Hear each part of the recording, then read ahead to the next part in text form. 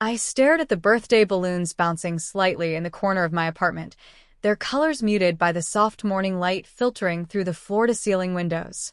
The scent of fresh coffee lingered in the air, mingling with the faint aroma of the chocolate cake I'd bought myself yesterday, an annual tradition I'd grown accustomed to. Today, I was 30 and the apartment was too quiet, too empty. My phone buzzed on the marble countertop. I picked it up, expecting another reminder from a work client or some routine notification. But the screen said, "Mom." My thumb hovered over the text bubble, a strange mix of hope and hesitation curling in my chest. "Happy birthday, sweetheart," the message read. That should have been enough. But it wasn't. No one had called, no one had knocked on my door, and no one, my family, the people who should have celebrated me, was here. I ran a hand over my silk blouse, feeling the smooth fabric against my skin, as if it could somehow comfort the ache of abandonment. Pride waged war with hurt inside me. I was successful, independent, composed. But this small, unexpected void reminded me of old scars. I took a deep breath, letting the sunlight wash over me and the faint hum of the city outside. I typed back quickly, my fingers trembling just slightly. "Where's everyone?" The reply came seconds later, a single line that made my heart stop. I remember the year I turned 16 like it was yesterday, the year I realized that sometimes love from family isn't unconditional. My birthday had arrived with the usual mix of excitement and nerves. I had spent the morning carefully choosing my outfit, a soft lavender dress that my grandmother had gifted me, the one with delicate lace trimming that made me feel like someone truly believed I was special. I had expected the usual chaos of birthday wishes, hugs, and laughter. But the house was eerily silent. My little brother was glued to the television, my dad buried in a newspaper, and my mom, well, she barely looked up. "Just another day," she muttered when I tried to get her attention. I felt my throat tighten, a lump forming as I fought back the sting of disappointment. My hands shook as I set the table with the cake I'd baked myself, candles flickering with the anticipation that my family might finally care. But they didn't. No one sang. No one smiled. No one noticed. It was as if I existed only when convenient. That evening, tears blurred my vision as I sat alone in my room, the lavender dress now a reminder of rejection. I felt small, invisible, utterly unimportant. And yet, a quiet voice whispered from memory, my grandmother's words, repeated over and over in moments like this. "Darling, the world won't always celebrate you, so celebrate yourself first. Your strength is in your independence." Her gift, a small silver locket engraved with the words "Believe in yourself," felt warm in my hand. I held it tight, letting it anchor me. That night, I made a silent vow. I would not depend on anyone's approval, not for birthdays, not for love, not for anything. I would carve my own path, and one day, they would see the woman I became, not the girl they ignored. For the first time, I felt a strange mix of fear and exhilaration. I was scared of being alone, yet the taste of self-reliance was intoxicating. And somewhere deep down, I knew that this decision, to stand up for myself and claim my own worth, would define the rest of my life. The first step toward independence wasn't glamorous. I left my teenage bedroom with a lavender dress, still folded carefully in my drawer, and dove into part-time jobs, waitressing, tutoring, odd freelance gigs, anything to keep the lights on and the bills paid. It was exhausting, humbling, and yet liberating. Each dollar earned was a small victory, a quiet declaration that I could survive without anyone else's validation. I remember meeting Claudia, a senior executive at a marketing firm, at a small networking event. She had this aura of calm authority, the kind of presence that made you feel seen without a word. I nervously pitched an idea about social media campaigns for small businesses, barely keeping my voice steady. To my surprise, she smiled warmly. "You've got talent," she said, "but you need experience and a plan. Stick with me, and I'll show you the ropes." That one sentence was the spark I needed. Under Claudia's mentorship, I learned to navigate corporate dynamics, pitch clients confidently, and even negotiate contracts without second-guessing myself. There were nights I fell asleep at my desk, exhausted from juggling projects and studying industry trends.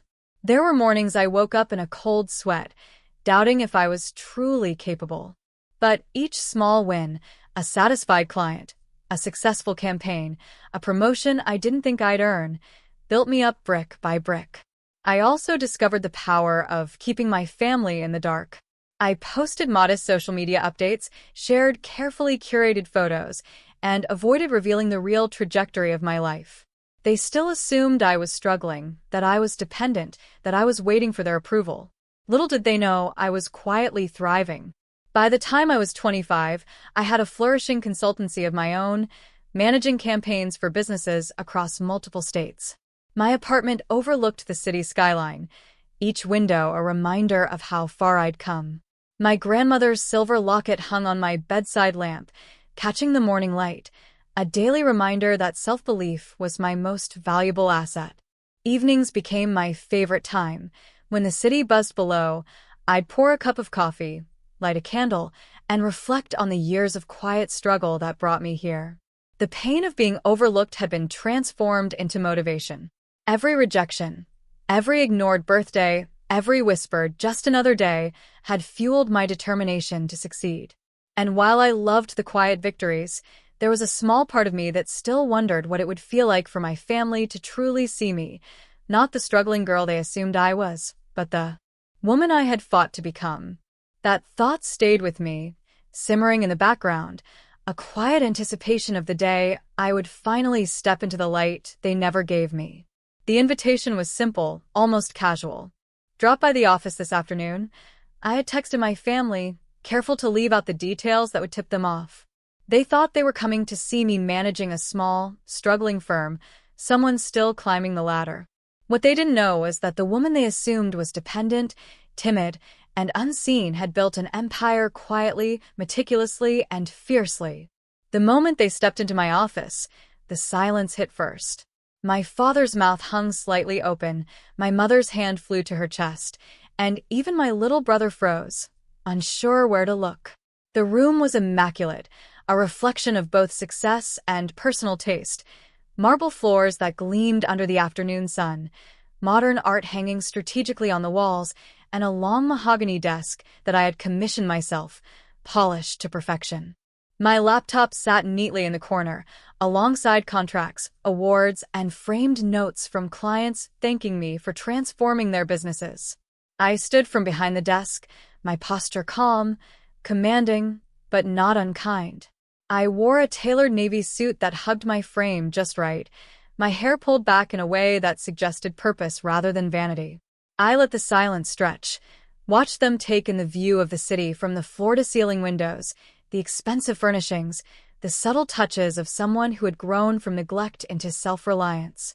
Finally, I spoke. "Welcome to my office." My voice was steady, warm, but carried a weight they hadn't expected. "I thought it was time you saw what I've been building these past 10 years. Their eyes darted around, disbelief written on every face.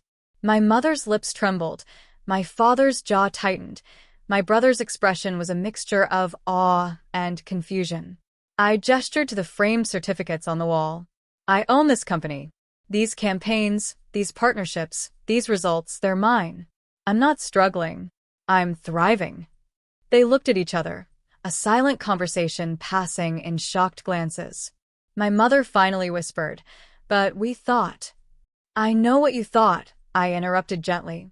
"And that's because you never asked, never checked, never celebrated me. You assumed I needed you to succeed. But I didn't.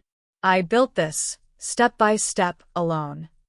My father's eyes narrowed, but there was no malice, only the dawning realization of how wrong he had been. My brother took a hesitant step forward, his voice barely audible. I didn't know." "You didn't know," I said softer now, "because I chose not to show you. I chose to let my actions speak, even if silently. I've been successful not just for myself, but to prove that I could, without your approval, without your validation." The air was heavy, every second stretching with tension. I watched as shame, guilt, and amazement washed over them, their silence a mirror of all the unanswered questions and missed birthdays. I wanted them to feel the weight of absence, but not the coldness of vengeance.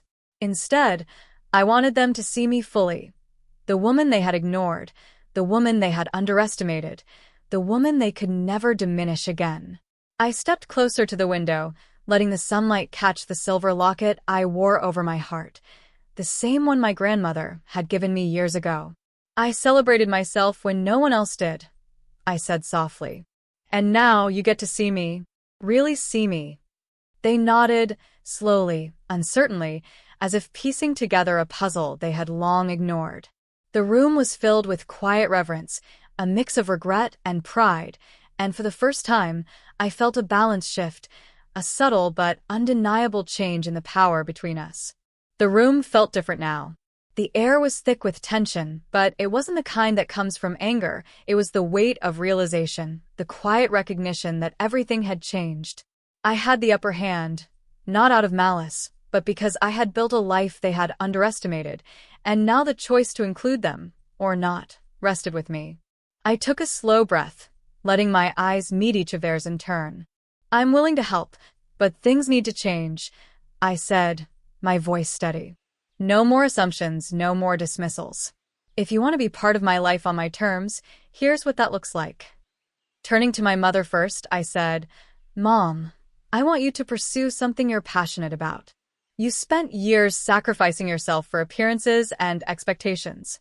I want to see you find joy in your own work, something that fulfills you beyond what anyone else thinks. Her lips pressed together, a mixture of shame and hope, as she nodded slowly. To my father, I said, Dad, it's time to let go of control.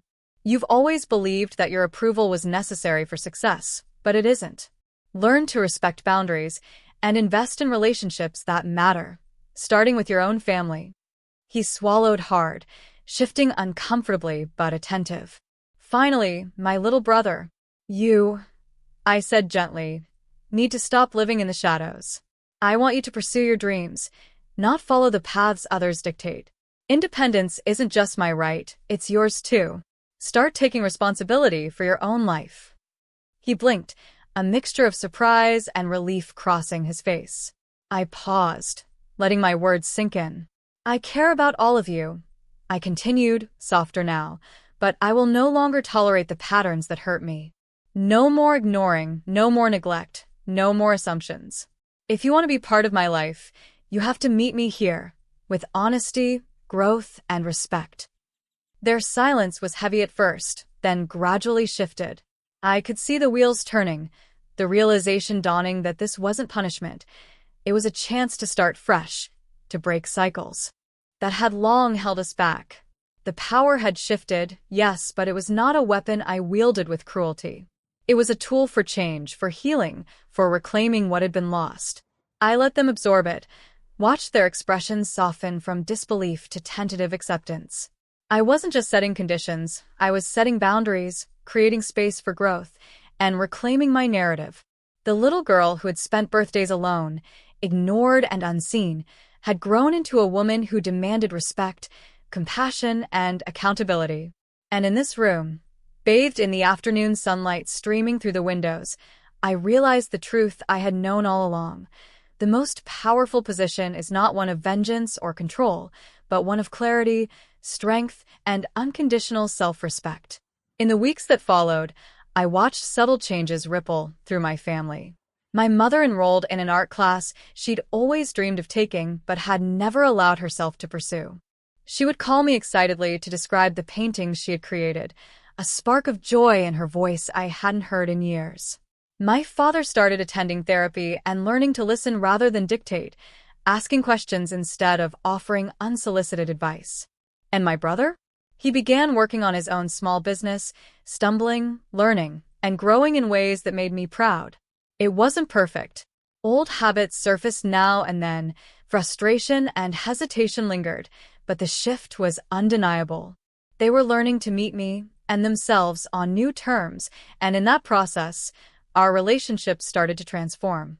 I realized that the birthdays they had missed, the moments they had neglected, were not the end of my story.